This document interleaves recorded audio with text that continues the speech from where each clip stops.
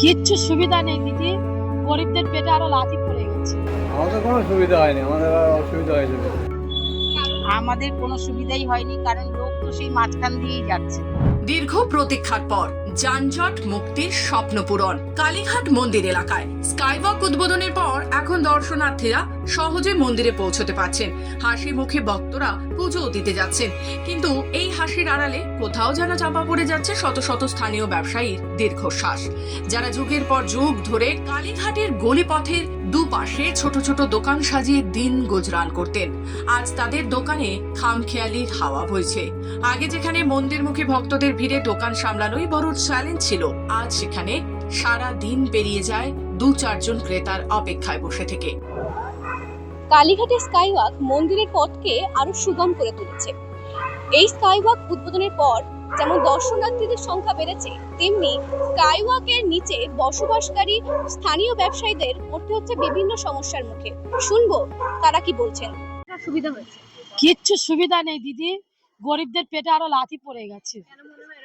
আরে সব তো দোকান তো নিচে বলো, আর ব্রিজের ওপর দিয়ে লোক হেঁটে চলে যাচ্ছে, একটা মানুষের বিক্রি হয় না।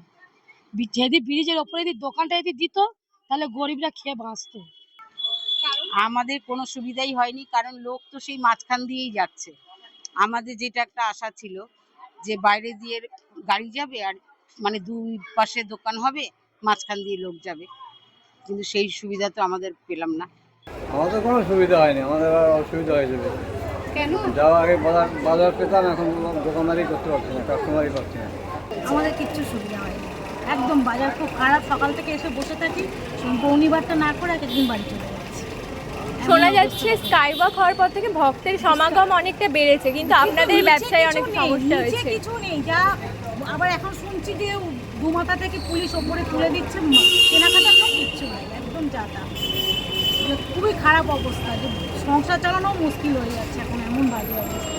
ওপর দিয়ে যেটুকুনি যাচ্ছে বেচাকেনা কম হচ্ছে, আমাদের এটাই আমাদের অসুবিধা হচ্ছে, আর কিছু না। স্কাইওয়াক নিশ্চয়ই এক নতুন পথের দিশা দেখিয়েছে, আধুনিকতার ছোঁয়াও এনেছে, কিন্তু তার সাথে সাথে কালীঘাটের এলাকার ছোট ছোট ব্যবসা আজ কার্যত হারিয়ে যেতে বসেছে।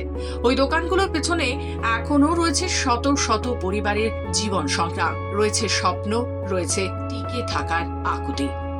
বর্তমানে ব্যবসায় অবনতি হলেও পরবর্তী সময়ে এর সুরাহা হতে পারে বলে আশা রাখছেন স্থানীয় ব্যবসায়ীরা।